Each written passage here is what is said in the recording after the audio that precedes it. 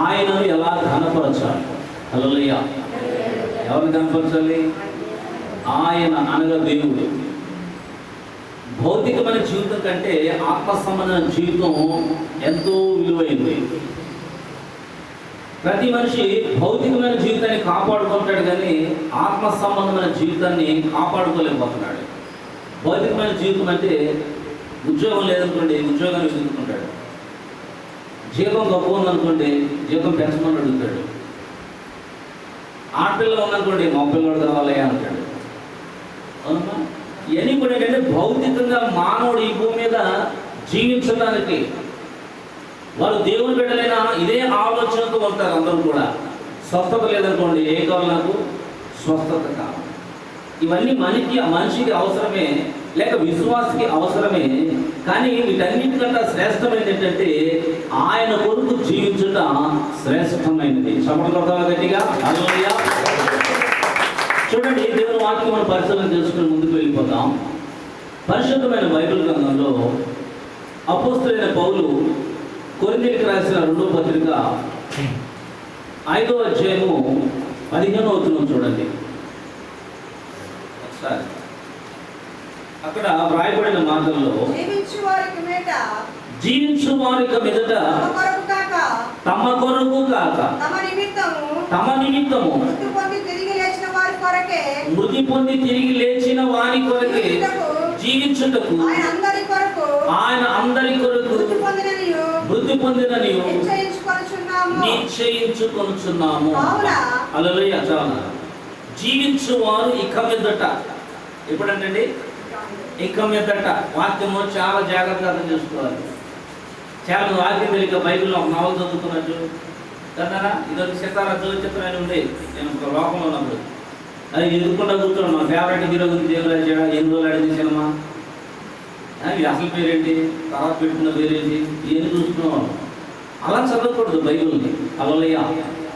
దైవ గ్రంథము నా గురించి ఏం చెబుతుంది, దేవుని యొక్క ఆలోచన ప్రణాళిక నా గురించి ఏముంది, నేను ఎలా జీవిస్తే దేవుని మహిమపరచగలను, ఎలా జీవిస్తే దేవుని అవమానపరుస్తున్నాను అని దేవుని వాక్యమును ధ్యానం చేసుకుంటూ చదవాలి. హల్లెలూయా. అసలు చదివే వాళ్ళు ఉండాలిగా. నవల్లో చదువు, మన బైబిల్లో చదువు. చదివే వాళ్ళు కరువు నాకు బైబిల్లో. దైవగ్రంథం ఏంటంటే సంకలో పెట్టుకుంటుందో చెప్తే చదవటానికి నాకు చాలా మంది పనికి రాకుండా. ఒక ఆయన ఏంటంటే మాట్లాడుతూ ఒక క్రైస్తవేతరుడు బైబిల్ అంట అలా ఇసిరేసాడంట. క్రైస్తవుడు కాదు, కానీ బైబిల్ ఏం చేశాడు, అలాగా ఇసిరేసాడు. ఏ గ్రంథమైన కార్యమండి, ఎవరు మనోభావాలు దెబ్బతినకుండా మనం ఏం చేయాలంటే అలా ఇసరకూడదు. నమ్ము. అలాగా పనికిరాని వస్తువుగా ఆ వ్యక్తి విసిరేసాడంట. కానీ దేవుని సన్నిధిలో దేవుని బిడ్డలుగా పిలువబడుతున్నటువంటి మనము దేవుని వాక్యాన్ని ప్రతిరోజు కూడా ధ్యానము చేయాలి. హల్లెలూయా. చేయాలి. ఎందుకంటే పిల్లవాడు వయసు పెరుగుతుందనుకోండి, అమ్మ అని పిల్లవాడు ఎంత బాధ కలిగి సంవత్సరం పాటు మాట్లాడాలి అనుకోండి, ఏమనుకుంటానా, ఏంటి ఇంకా మాట్లాడలేదు అనుకుంటావు. అనుకుని ఎంతో మాట్లాడలేదు తీసుకెళ్తావు. ఆడ ఒకేసారి అమ్మ అనగానే అబ్బా మావాడు మాట్లాడుతున్నాడు, అదే పడిపోతున్నాడు అనుకో, నిలబడలేకపోతాను. ఏంటి కాలంలో భావన ఇది, అదే అది నిలబడినప్పుడు ఇంకంత ఆనందం. హల్లెలూయా. నువ్వు నిలబడితే దేవుడు అంతగా ఆనందిస్తాడు. సభలు కూడా గడియా. హల్లెలూయా. నిలబడాలి. జీవించు వారు ఇక మీదట అనగా ఏంటంటే యేసు ప్రభువులో రాకముందు నీ జీవితము గతించిపోయినది. హల్లెలూయా. ఇక మీదట అంటే యేసయ్యలోకి వచ్చిన తర్వాత నీ జీవితము ఎలా ఉండాలి? జీవించు వారి ఇక మీదట తమ కొరకు కాక, నీ కొరకు కాదు బతికేది. ఎవరి కొరకు బతకాలి? యేసయ్య.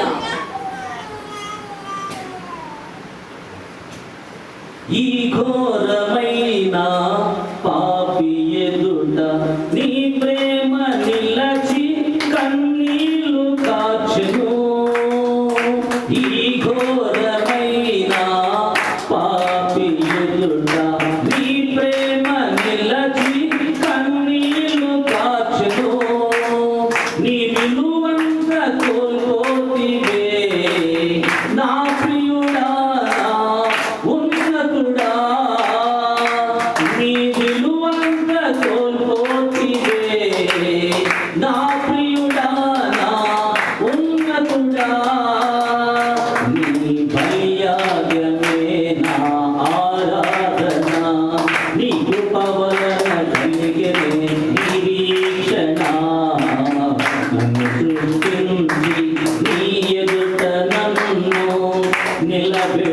నిలబెట్టుటకు దోషిగా నా ఎదుటే నిలచితివి. హల్లెలూయా. మనల్ని సృష్టించి మనలను నిలబెట్టుటకు ఆయన ఎందుకు పనికిరాని వారి ఎదుట దోషిగా నిలబడ్డాడట. చప్పట్లు కొడతారా గట్టిగా? హల్లెలూయా. యేసు ప్రభు ఎదుట నిలబడలేడు పిలాతు. నిలబడగలదా? యేసు ప్రభు ఎదుట నిలబడలేడు. ఆయన డొక్కలో పొడిచిన సైనికుడు. కానీ ఆయన ఎలా నిలబడ్డాడు నాన్న? గొర్రెంత వదకు తేబడితే ఎలా ఉంటుంది తెలుసు కదా. గొర్రెలు కోసం రాదు, బలిచ్చేవారుగా ఇప్పుడు చేస్తున్నారు. అక్కడ మన గురువు దగ్గర కనపడుతుంది. మౌనంగా ఉంటుంది, తిరుగుబాటు చేద్దా. యేసయ్య మౌనం అయిపోయాడు. బికాస్ ఎవరు కారణం? ఎవరు? మనమే. హల్లెలూయా. సో ఆయన కొరకు మనం ఎలా జీవించాలన్నా? నమ్మకంగా. ఇక మీదట నీ జీవితము ఎవరి కొరకు? యేసయ్య కొరకే. హల్లెలూయా. జీవించువారంట ఇక మీదట తమ కొరకు కాక తమ నిమిత్తము. ఎవరి నిమిత్తము? మన నిమిత్తము. మృతి పొంది తిరిగి లేచిన యేసయ్య కొరకు జీవించాలి. ఇది ఆత్మ సంబంధమైన జీవితము. హల్లెలూయా. ఈ విషయం చాలా మంది తెలియదు. ఏనా ఈ విషయం చాలా మందికి తెలియదు. ఆ హీరో ఏ డ్రెస్ అయితే వీడు అదే వేస్తాడు. కుర్రాళ్ళు ఇప్పుడు హీరోలు ఫేవరెట్ కదా. యేసు ప్రభు కంటే హీరోలు రాలే. ఎందుకు పనికిరాదు యేసు ప్రభు? హల్లెలూయా. వాడు గ్రాప్ పెట్టకపోతే వీళ్ళు అట్లా పోవాలి. వాడు ప్యాంట్ చెప్పుకుంటే వీళ్ళు ప్యాంట్ చెప్పుకుంటాడు. వాడు 2 పెన్సిల్ పెట్టుకుంటే వీళ్ళు 2. వాడు యేసు ప్రభు నీకు సీలు నేర్చుకున్నాడు. సీలు నేర్చుకుంటాను. అలా సిలువ మనం వేయించుకోకూడదని మన పాపాలను ఆయన కలిపాడు. కనుక మనం ఎవరి కొరకు బ్రతుకుతున్నాం పరిశీలించడం. ఎవరి కొరకు బ్రతకాలి? బాలుడైన దావీదు అంట. ఎవరండి? బాలుడు. పెద్దోడే కాదు దావీదు. 12 సంవత్సరాలలోపు ఉంటాయి. గొలియాతును చంపినప్పుడు దావీదు. హల్లెలూయా. రోషము కలిగి ఉన్నాడు. దేవుని నామానికి అక్కడ అవమానం కలుగుతుంది. వాడు అంటున్నాడు, నీ సైన్యాన్ని నేను తిరస్కరిస్తున్నా. నాతో తెలిసే మొగడు ఎవడన్నాడా అని సవాల్ చేస్తున్నాడు. 40 దినాల నుంచి వెళ్తున్నారు వస్తున్నారు, సైన్యం వెళ్తున్నారు వస్తున్నారు, గెలవలేకపోతున్నారు. సైన్యమే పెద్ద సైన్యం. దావీదు చిన్న పిల్లడు. ఆ అన్నలకు రొట్టి పెట్టాలి కదా. చెప్తాను అన్నా నాన్న, అన్నలకు రొట్టి ఇచ్చిలా తింటారని నాన్నగారు బాగా మేడుతో పంపాడు అన్నల్ని. వాళ్ళకు రోషం లేదు. అన్నదమ్ములు 8 మంది ఉన్నారు సైన్యంలో. ఆ 8 మంది కూడా రాకున్నాడు. అక్కడ సైనికులు అనేక మంది ఉన్నారు. ఎవరిలో రోషం లేదు. దేవుని కొరకు బ్రతికే జీవితాలు. మరి వాళ్ళంతా ఏం చెప్తారు? ఎవరు పెట్టాం? దేవుని పెట్టాం, మేము వేసే పెట్టాం అంటారు. కానీ బ్రతికేటువంటి సమయం వచ్చినప్పుడు బ్రతకలేకపోతున్నారు. భయం ప్రాణం ఉంటే. కానీ దావీదు ప్రాణం కాదు కదా, ఏది భయం లేదు. ఎందుకని అతను ఎవరిని కనపరచాలి? యేసయ్యను కనపరచాలి. కాబట్టి వాడు ఎంతటి వాడు? చప్పట్లు కొట్టి గట్టిగా హల్లెలూయా. వాడు మరి ఈనాడు బలహీనపరుస్తున్నాడు మనల్ని. ఎవరు? సాతాను ఏం చేస్తున్నాడు? మనల్ని బలహీనపరుస్తున్నాడు. ఎంతటి వాడు వాడు యేసయ్య ముందు? హల్లెలూయా. వాడిని జయించలేమా? చప్పట్లు కొట్టి గట్టిగా హల్లెలూయా. మనం ఏం చేయలేము? జయించాలి. నీ పాదం ఎదుగుతున్నా తొక్కే అధికారాన్ని ఇచ్చాడు యేసయ్య నీకు.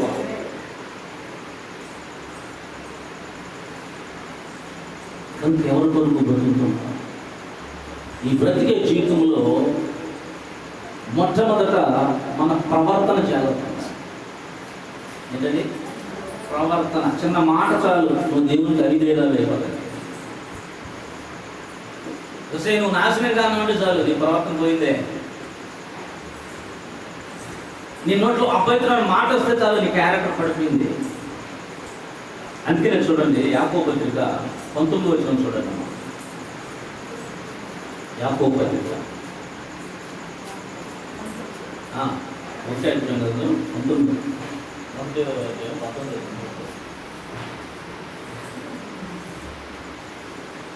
నా ప్రియ సహోదరులారా, ప్రతి మనుషుడు వినుటకు వేగిరపడువాడును,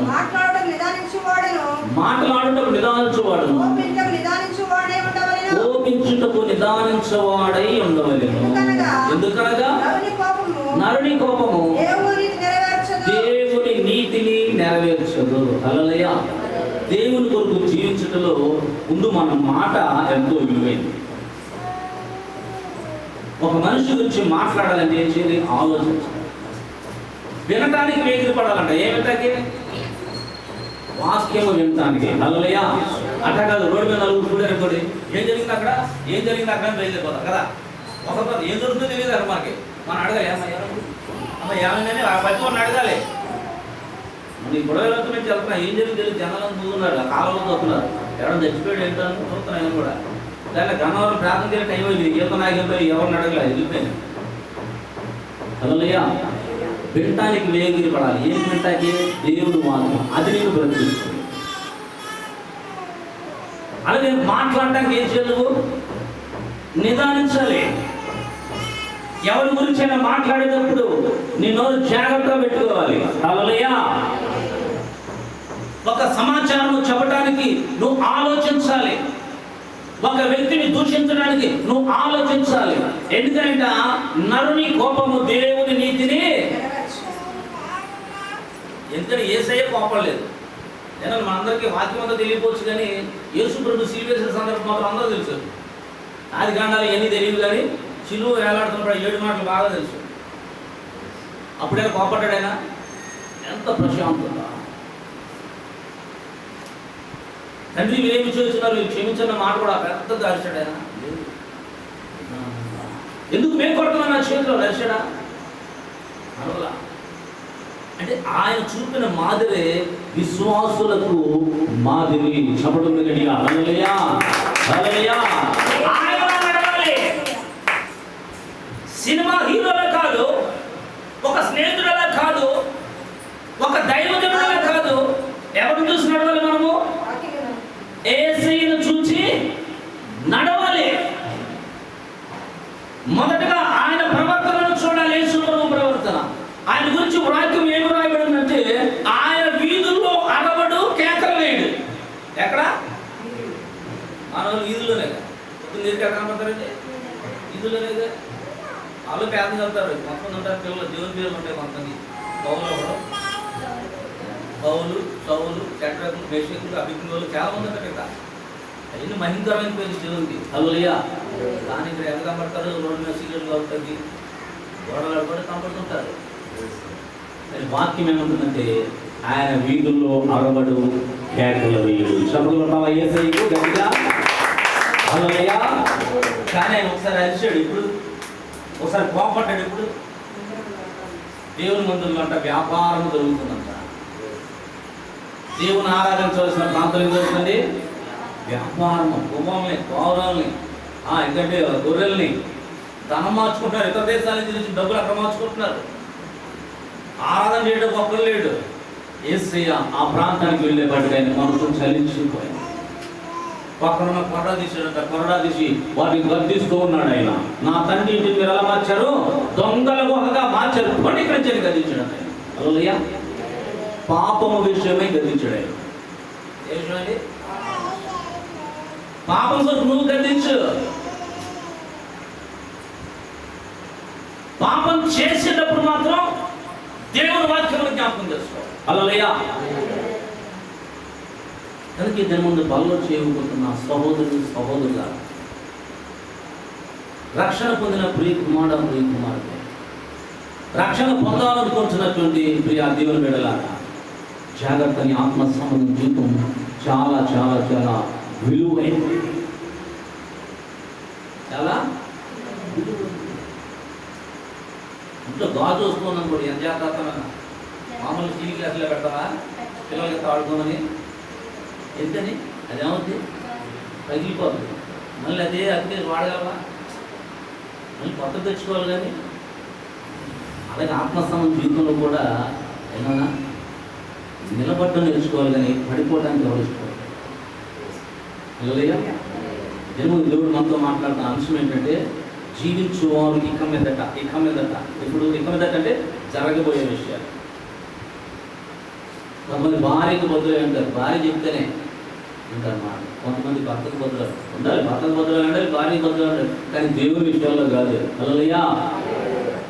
ఏమే మాస్టర్ గారు వస్తున్నారు, లేదా మాస్టర్ గారు వస్తున్నారంటే నా త్వరగా పంపించేయి అని అన్నాడు భర్త, ఆల్రెడీ ఖండించాలి. హల్లెలూయా.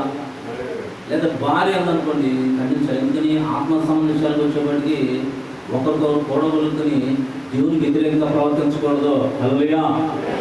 ఎలా ఉండాలి? ఎలీషా అని జరుగుతుందంట, ఒక ఇంటికి ఎప్పుడు వెళ్తా ఉండేవాడంట. ఎవరైనా ఎలీషా రోజు వెళ్తుండేవాడంట. అంటే ఆ ఇంటి ముందు నుంచి వెళ్తుంటే పిలిచిందంట ఆయన, అయ్యగారు మా ఇంటికి రండి, ప్రేయర్ చేయండి, ఇప్పటి నుంచి వస్తున్నాను, ఒకసారి మా ఇంటికి ప్రేయర్ చేయండి. ఆ దైవజుడు ఎవరైనా కలగదు, ఎలీషా గారు ఇప్పుడు ముఖ్యుడికి వెళ్ళిపోతాను, ఎవరైనా కలగదు. పిలిచింది కదా సోదరుడు, నేను వెళ్ళిన తర్వాత ఆవిడ తెలిసింది ఏంటంటే మన ఇంటికి వచ్చుచూ పోవచ్చున్న దైవజనుడు నిజమైన దైవజనుడు. సభలు కూడా గట్టిగా హల్లెలూయా. ఆ భార్యాభర్తల సంభాషణ చూడండి. మనం మన ఇంటి మీద గోడ ఉందంట, ఏముందండి, డాబా కూడా కాదు, గోడ మీద ఒక ఇల్లు కడతారంట. గోడ మీద ఇల్లు కడతారు కానీ ఆ గోడ పెద్ద ఇస్రాయేల్ దేశంలో గోడ మీద ఇల్లు కడతామండి. ఆ దేవుడు వచ్చినప్పుడు అందులో విశ్రాంతి తీసుకుంటాడండి. హల్లెలూయా. ఎందుకనే వాళ్ళు చేసేది ఎవరి పని? దేవుని పని. నీతి మంతుల గుడారాలలో వినబడుతున్నవి రక్షణ సంగీత సునాదము. నీతి మంతుల గుడారాలలో వినబడుతున్నవి రక్షణ సంగీత సునాదము. నీ కృప నిత్యముందును, నీ కృప నిత్య దీపము, నీ కృప వివరింప నా తరమా యేసయ్యా. హల్లెలూయా. కనుక ప్రియమైన నా సహోదరి సహోదరులారా, ఈ ఆత్మ సంబంధ జీవితాన్ని జాగ్రత్తగా కాపాడుకో. నువ్వు బ్రతికే బ్రతుకు ఇక మీదట నీ కొరకు చనిపోయి తిరిగి లేచిన యేసయ్య కొరకు జీవించాలంట. హల్లెలూయా. ఆయనే మరలా తిరిగి రాబోతున్నాడు నీ కొరకు. సభలు గడిగా హల్లెలూయా. మరలా ఆయనే రాబోతున్నాడు. ఎవరి కొరకు వస్తున్నాడు? నీ కొరకే. ఎవరి కొరకు? ఎవరి కొరకు? నా కొరకు. నా కొరకు అనుకోవాలి. నీ కొరకు అనుకున్నప్పుడు నువ్వేం చేయగలవు? నిలబడగలవు. నిజమైన దేవుని వాక్యము కరువైపోతున్న ఈ దినాల్లో దేవుడు తన దాసులను నిలబెట్టి ఆత్మ సంబంధంగా నిజంగా వాక్యం ఇలా ఉంటుందా అని ప్రకటన చేస్తున్నాడు. ప్రియమైన వారలా, హల్లెలూయా. ఆ వాక్యము అర్థం చేసుకుని దాని ప్రకారం నడిచి ఎడల మనము దేవునికి ఎలా ఉంటామంటే మహిమకరముగా ఉంటాము. ప్రియమైన వారలా, ఎలా ఉంటామండి? మహిమకరంగా. అపోస్తలుడు పౌలు అంటాడు, బ్రతుకుట క్రీస్తే, చావైతే నాకు దేనికి భయపడకూడదు. నిన్న చెల్లి ఫోన్ చేసింది, అన్నయ్య మీరు రావట్లేదు, ప్రార్థన చేయలేదు, నాకు ఆ చెల్లి పలికి రాకూడదు, దేనికి భయపడ మాత్రం. అంటే నేను చనిపోతానే భయం లేదని నేను అలాంటిలా దేనికి భయపడదు. ఏం జరిగినా సరే నువ్వు రక్షణ పొందావు కాబట్టి, నువ్వు ఎవరిలో ఉన్నావు? యేసయ్యలో ఉన్నావు కాబట్టి ఆయన మహిమపరచుకో, నేర్చుకో. హల్లెలూయా. నాకు కాదు ఫోన్ చేసేది. ఎవరు చేయాలి ఫోన్? నువ్వు ఎవరు చేయాలి? యేసయ్యకు ఫోన్ ఏంటంటే ప్రార్థన చేయడానికి, ప్రభువా నన్ను స్వస్థపరచు, నన్ను ఆశీర్వదించు, నన్ను బలపరచు, నీ కుమారుడిగా కుమార్తెను నిలబెట్టు ప్రభువా. సేవకుడికి సేవకులకు ఫోన్ చేసి ప్రార్థన చేసుకోవచ్చండి. అదే సమయంలో నువ్వు దేవునితో మాట్లాడకపోతే ఇవేంటి? డాక్టర్ గారు ఇచ్చిన డాక్టర్ వేసుకుంటే బలమా, వేసుకుంటే స్వస్థత, లేదా ఆయన వీళ్ళతో సరిపోద్దా? వేసుకోవాలిగా. అలాగే దేవుని వాక్యం ఉంటున్నప్పుడు నువ్వు దేవునికి ఏం చేయాలి? మొదలుపెట్టాలి. హల్లెలూయా. మనకి ఎంతకాలం ఎవరి కొరకు జీవించు? చుట్టాలతో దేవుని మందిరాన్ని మానేది కదా, లేదా చుట్టాలతో దేవుని మందిరం మానేస్తున్నారు. ఏంటమ్మా రాలేదు అంటే చుట్టాలు వచ్చారు, అయ్యారు చుట్టాలు తీసుకుపోతారు ఎక్కడికి? దేవుని రాజ్యం. కొంతమంది అంటారు ఇంట్లో పనులు అవ్వలేదు, అయ్యారు ఏమవ్వలేదంట, పనులు అవ్వలేదంటే ఇంట్లో. పనుల కన్నా దేవుడు తక్కువ అయిపోయాడా? హల్లెలూయా. ప్రార్థన ఉన్నప్పుడు పనులను ముగించుకోవాలి. వచ్చి 4 సార్లు ఇక్కడికి వచ్చానా, మళ్ళీ మా ప్రాంతం మళ్ళీ గన్నవరం వెళ్తాను, మళ్ళీ సాయంత్రం సుందరమైన వెళ్ళాలి. ఇక్కడ రెస్ట్ లేదు, రాత్రి సాయంత్రం మీరు సేవకులు ఒక ప్రాంతం, విశ్వాసులు ఒక ప్రాంతం కలిసి అయ్యేటప్పుడు చక్కగా టయానికి రావాలి, హల్లెలూయా, క్రమం తప్పకుండా రావాలి, ప్రతి ఆదివారం రావాలి. ఇలా బ్రతికేలా నీవు ఎవరిని కనపరిచిన వ్యక్తిత్వం అంటే దేవుని కనపరిచిన వ్యక్తిత్వంతో దేవుని కొరకు జీవించే వ్యక్తిగా నువ్వు అవుతావు. హల్లెలూయా, దేవుని కొరకు జీవించిన అదే కరెక్టేనమ్మా, కరెక్టేనా? కనుక ఆ రీతిగా మీరు ఇక మీదట ఎవరి కొరకు జీవించాలి? దేవుని కొరకు జీవించి నీ మాట జాగ్రత్త, బూతులు మాట్లాడకూడదు, మీకే జాగ్రత్త. ఒక బూతు మాట నేను అర్థం తీసుకోవాలి. ఇతరుల మీద అబద్ధ సాడించకూడదు, ఇతరులని అపార్థం చేసుకోకూడదు, ఇతరులనే అపార్థం చేసుకో. గౌరవించబడాలి, గౌరవం ఇవ్వాలి. వారు సేవకులు కావచ్చు, సేవకులు, విశ్వాసులు ఎవరైనా సరే ఇతరులను గౌరవించాలి, నువ్వు గౌరవించబడాలి. హల్లెలూయా. ఎక్కడ నీ ప్రవర్తన ద్వారా దేవునికి ఏమి రాకూడదంటే అవమానం రాకూడదు. ఎలా వస్తామంటే పేదలు దొరుకుతుంది, ఇవిడి అన్ని బూతులే. కొంతమంది సాక్ష్యాలు, పాస్టర్ గారు 2 సార్లు మీరు అబ్బాయి ప్రార్థన చేస్తారు కానీ ఆవిడ నోరు తెరితే బూతులే, పక్కన కూడా అదే ఎవరు అనిపించుతాడు. కొంతమంది పక్కన అంటుకుంటా, రే బాబు ఎవరినే వస్తున్నాయి ఆవిడ మళ్ళీ ప్రార్థన స్తోత్రం ఏమన్నా అయ్యా అయ్యా అయ్యా అయ్యా అయ్యా వెళుతారు. దొంగలు ఏడున్నారా? మారు మనసులే ఏడులే. అందుకే ప్రభు అనిపించేవాడు ప్రతివాడు ఎక్కడికి వెళ్ళంట? పరలోక రాజ్యము ప్రవేశింపడు. కానీ ఎవరి చిత్తాన్ని నెరవేర్చాలి? దేవుని చిత్తం ఏంటంటే నువ్వు ఆయన కొరకు బ్రతుకుట. చప్పుడు కూడా గడిగా హల్లెలూయా. ఆ రీతిగా మనందరం మీతో కలిసి, నేను సేవకులు అందరూ కలిసి దేవుని మహిమపరిచి ఆయన కొరకు బ్రతుకుతాం. దేవుడి మాటలు దీవించుకుంది కనుక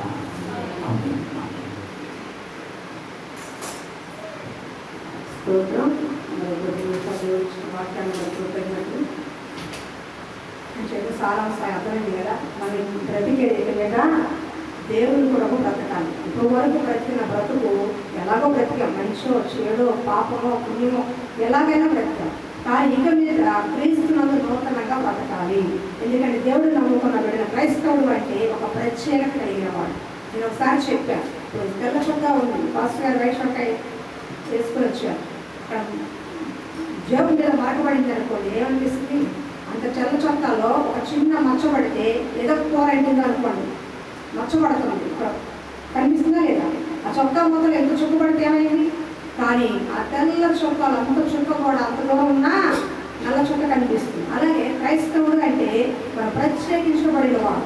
క్రైస్తవులు అంటే అన్య జనాంగంలో నుంచి నిన్ను వేరుపరిచాడు, అన్య జనాంగంలో నుంచి నిన్ను దేవుడు తోడుకుంటాడు, అన్య ఆచార సాంప్రదాయాల నుంచి నిన్ను దేవుడు దూరం చేసి నిన్ను పరిచయపరిచాడు. తన బిడ్డగా, తన సొంతంగా, తన కొరకు ఏర్పాటు చేసుకున్నాడు. కాబట్టి మనం బ్రతికేది మీద దేవుడి కొరకు బ్రతకాలి. ఎవరి కొరకు బ్రతకాలి? దేవుడు. ఇప్పుడు మీకు అర్థమవడం కోసం చెప్తున్నాను. పెళ్లి కాకముందు తల్లిదండ్రులు ఇష్టానుసారంగా బ్రతికారు, అవునా? ఆడపిల్లగా మీరు మీ తల్లిదండ్రుల పెంపకంలో బ్రతికారు.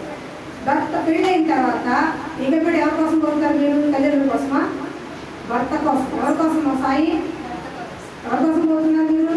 భర్త కోసం, పిల్లల కోసం, అవునా? నాకేముందాక ఇంకా అమ్మ నాన్న అంత మా ఆయనే మా పిల్లలు అంటారు. అలాగే రక్షణ పొందుకున్న మనము ఇక మీద దేవుడి కొరకు బ్రతకాలి. అర్థమవుతుందా? ఎవరి కొరకు బ్రతకాలి? మన మాట, మన ప్రవర్తన, మన తీరు, మన హావభావాలన్నీ కూడా ప్రతి వాడు గమనిస్తారు. వీడు క్రైస్తవుడు, మందిరానికి వెళ్తున్నవాడు ఇలా మాట్లాడుతున్నాడేంటి, ఇలా చేస్తున్నాడేంటి, ఇక్కడ కూర్చుంటున్నాడేంటి, అక్కడికి వెళ్తున్నాడేంటి, ఆ బార్లో ఉన్నాడేంటి, ఇక్కడ సిగరెట్ తాగుతున్నాడేంటి, ఇక్కడ కూర్చుని ముచ్చట్లాడుతుందేంటి, ఇలా బూతులు మాట్లాడుతున్నాడేంటి. అందరూ ఎవరు గమనిస్తారు? క్రైస్తవులు గమనిస్తారు. అర్థమవుతుందా? 100 మంది అన్నిలో ఉన్నా ఎవరో పట్టించుకోరు, వాళ్ళలో ఒక్క క్రైస్తవుడు ఉన్నా పట్టించుకుంటారు. కాబట్టి క్రైస్తవుడు అంటే ముందు ప్రత్యేకమైన వాడు. దేవుడు నిన్ను నన్ను ప్రత్యేకమైన వ్యక్తిగా చేశాడు. కాబట్టి మన బ్రతుకు ప్రత్యేకంగా ఉండాలి. ఇంకా అర్థం అవడం కోసం ఒక మాట చెప్తారు, పాస్టర్ గారు బాగా సిద్ధపరుస్తున్నారు. మీకు ఇంకా అర్థం అవడం కోసం ఇప్పుడు డాక్టర్ గారు ఉన్నారు. డాక్టర్ వృత్తే చేయాలి, అవునా?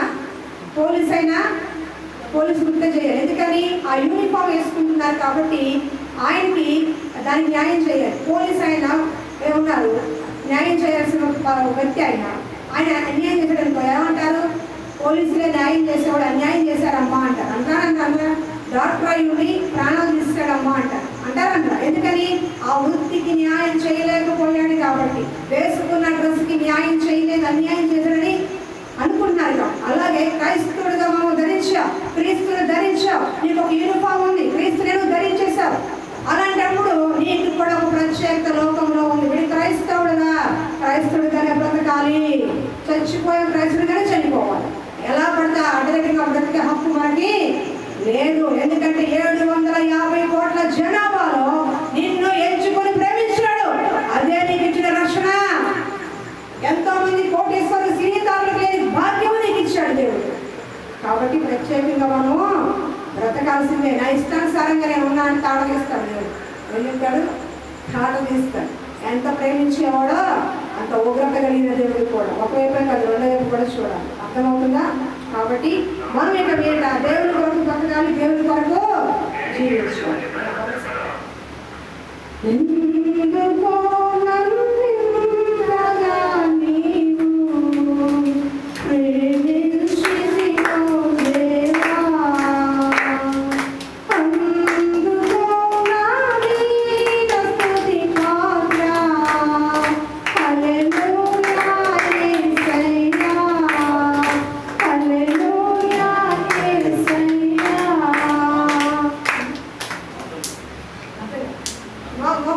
ప్రార్థన చేసి ఫాస్ట్ గారు బలిస్తారు. ఆయన మందిరానికి ఎంత టైం అవుతుంది, మళ్ళీ తీసుకునేవాడు మోకరించారు.